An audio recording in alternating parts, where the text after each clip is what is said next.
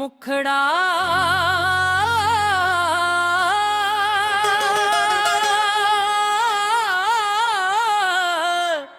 मुखड़ा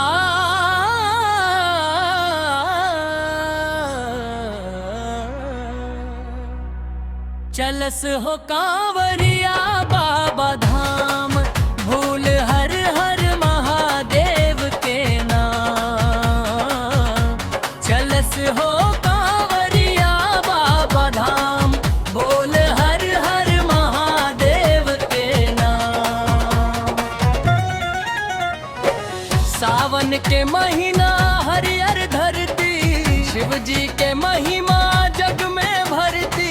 बेलपत्र धतुरा फूल चढ़ाई, भोले बाबा सब दुख हरी जाई। चलस हो कांवरिया बाबा धाम, बोल हर हर महादेव के नाम। चलस हो कांवरिया बाबा धाम, बोल हर हर महादेव के नाम। डमरू बाजे गूंजे जयकारा, भक्तन के लागे भोले सहारा। देवघर नगरी पावन लागे, शिव के भक्ति मनवा जागे। शिव के भक्ति मनवा जागे। बम बम भोले हर हर शंभू, रौरा चरण में नमन हमार। सावन भर बर से आशीष रौरा, रौरे से उजियार संसार। रौरे से उजियार संसार। चलस हो कांवरिया बाबा धाम, बोल हर हर महादेव के नाम। चलस हो कांवरिया बाबा धाम, बोल हर हर महादेव के नाम।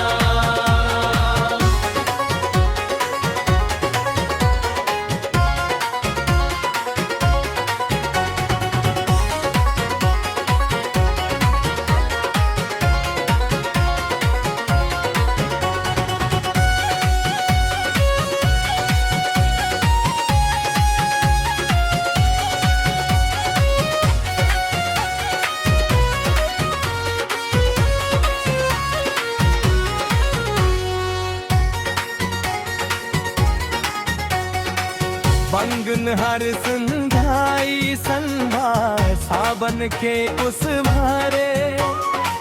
बम बम भोले हर हर शंभू, रौरा चरण में नमन हमारे।